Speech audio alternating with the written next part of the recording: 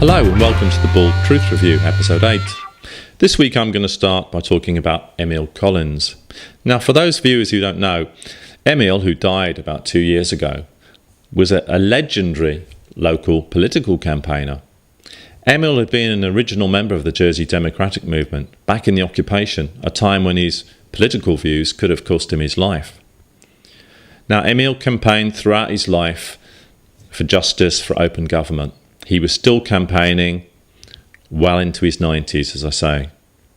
As a result, a few years ago, a beautiful bronze bust was commissioned, and it was intended to stand in St Helier Parish Hall.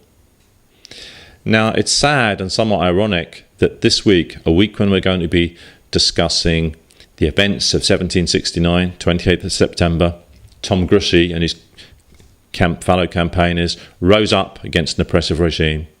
It's ironic that we hear that the bust of Emil is no longer wanted. The parish do not want to pay for it. This very fitting memorial to a real political campaigner cost around £3,000 to have made. At the moment, it's now sitting in the boot of somebody's car. Can the parish not find the money to put this in its rightful place? A fitting tribute to a great man and a great local character. Someone who was a regular indeed on the Jersey BBC phone-in until it was axed. If the parish can't find the money, perhaps someone out there watching this has got some money to spare. Perhaps they feel they could contribute something to have this memorial on public display where it should be. If so, please get in touch with me at the Bald Truth Review. Now, the next issue I want to talk to you about this week is compulsory purchase. This is basically another term for land grab, and of course I'm referring to the issue of Plemont. Now, obviously we learnt this week that the Minister for Environment and Planning has agreed consent that this planning application can go ahead. Yet, does that mean that the compulsory purchase, which people like Senator Balash are talking about, is a fair and correct way to progress? Let's put this into context. We've seen top journalists, American journalists, banned from entering the island. We've seen secret court cases where, to most of us who understand the situation, the data protection law is being sorely abused. We've seen the suspension of police chiefs trying to carry out a child abuse investigation. Do we now want to go down the route of forcing someone to sell land? Because let's look at this in the wider context. Jersey's an island. We're running out of space for houses and homes. Yet could anyone seriously imagine any minister put forward the idea that some of the large areas of land owned by some of our wealthy residents should be compulsory purchased to develop housing? It just wouldn't happen. What's the difference just because we're talking about an area of scrubland that currently houses a derelict holiday camp? I don't think this is a route we want to go down. And we've got to remember that last time this was discussed, of course, we hadn't made the decision to take away school milk. We hadn't made the decision to stop educational visits to Durrell. It's just not sending out the right message as far as I'm concerned. It's an example of what I would call the bully state, and I think it needs to be resisted.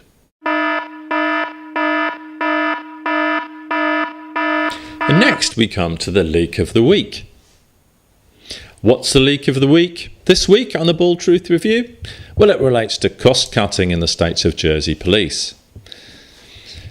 What this is actually about is that new police chief Mike Barron, the chief who has been very, very quiet and has had nothing at all to say about the Jimmy Savile child abuse allegations for some reason, Mr. Barron appears to have found a way to possibly slash police costs by maybe even 50%. How's he going to do this? Well, it looks to be by a process of not interviewing anyone when carrying out police inquiries. I say this because the issue of land rezoning corruption has been in the news, and it now transpires that nobody was interviewed at all. Yet a clean bill of health on the allegations was given. No witnesses were interviewed, the alleged perpetrators were not interviewed, the complainants weren't interviewed. Brilliant, that's got to keep costs down. Is it a way we want to go for policing the 21st century? Well, I would probably say not, but I'll leave that up to viewers to decide.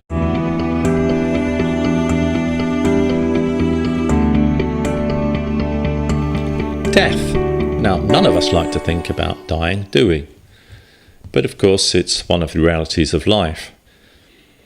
This week I was contacted by a very upset elderly constituent. Why was she upset? Well, she wanted to make a will. She told me that she probably only had £200 or £300 to her name, as well as a few possessions, but she wanted to leave these to her daughter. Now, what she hoped to do was make use of a will kit, which is widely available in the United Kingdom. What upset her? Well, she was told that in Jersey she cannot do this. She had to go to a lawyer to make her will. The irony of all this is that she was told going through this process would probably not leave her much change out of those £200 or £300. So effectively her will would be worthless. You know, when you hear this, you really begin to wonder, who is the patron saint of Jersey lawyers? Is it Dick Turpin? Why should we not be able to go down the same process as the United Kingdom? If they can do it, surely we can. And if our law isn't in line with theirs at the moment, then I think it's something that needs to be altered. I've got a question in about this next week, and if the answers aren't satisfactory, it's an issue that I will be bringing a proposition on. We're not here to work all our lives to provide money for lawyers. People work hard so in their old age, at their death, they can leave whatever they've got to their children. Surely that's more important than lawyers making another nice big killing.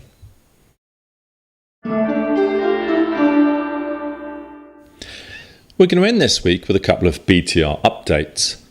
The first relates to a story which I've featured twice over the last 6 or 7 weeks. This is about Condor ferries and the exploitation of Ukrainian seamen.